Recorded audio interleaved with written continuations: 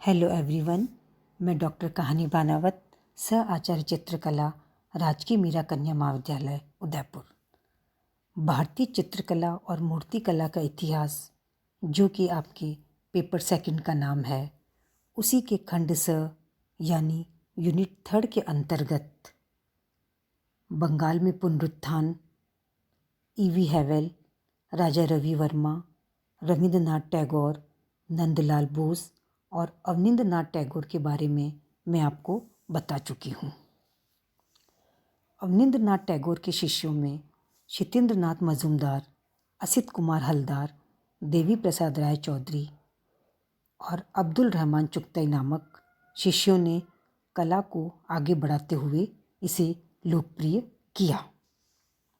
इन सभी प्रसिद्ध कलाकारों का हम अध्ययन कर चुके हैं तथा उनकी प्रसिद्ध कलाकृतियों पर भी एक नज़र डाली है।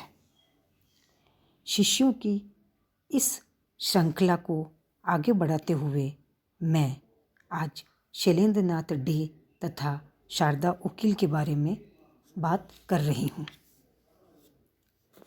शैलेंद्रनाथ डे मानव जीवन के मुख्य भावों को प्रत्यक्ष रूप से दर्शाने वाली कला ही एक चाक्षुष माध्यम है।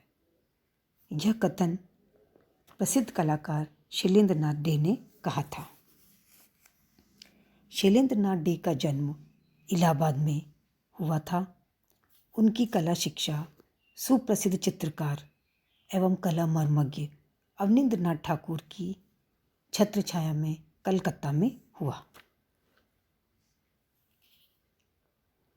बनारस के कला भवन और कलकत्ता में Indian society of oriental art में कुछ समय तक कार्य करने के बाद शैलेंद्रनाथ इलाहाबाद आए। वहाँ पर डॉक्टर रायकृष्ण दास ने उनकी कला प्रतिभा को पहचान कर उन्हें कालिदास के महान ग्रंथ मेघदूत पर चित्रांकन करने का आग्रह किया और कुछ समय में ही उन्होंने मेघदूत पर चित्रों की श्रृंखला तैयार कर ली। इसमें से कुछ चित्र राम गोपाल विजयवर्गीय के निजी संग्रह में मौजूद हैं, जिसमें कुछ रेखा चित्र भी हैं। कुछ चित्र तत्कालीन पत्रिका रूपम में भी छपे हैं। शैलेंद्रनाथ डे के आरंभिक चित्रों में यशोदा और बालक कृष्ण में राजपूत एवं मुगल कला के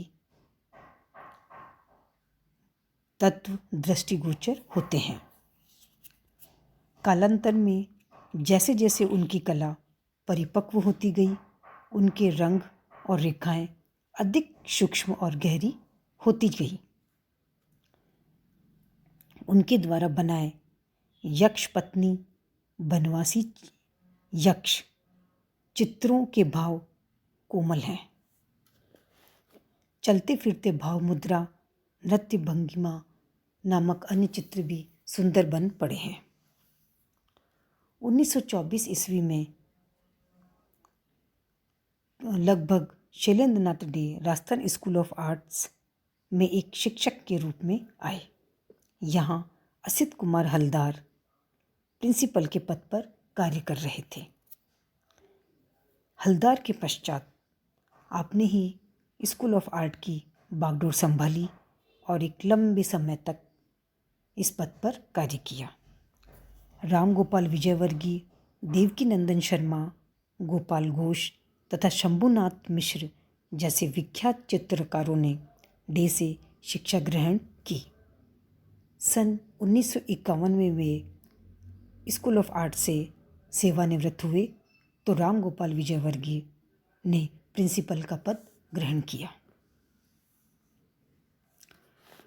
राजस्थान स्कूल ऑफ आर्ट में प्राध्यापक रहने के दौरान उन्होंने भारतीय चित्रकला पद्धति नामक पुस्तक भी लिखी, जिसमें उनके आंतरिक उद्गार व्यक्त करते हुए उन्होंने ये लिखा, चित्रकला संसार की वह सजीव वस्तु है जिससे हम कभी पृथक नहीं हो सकते।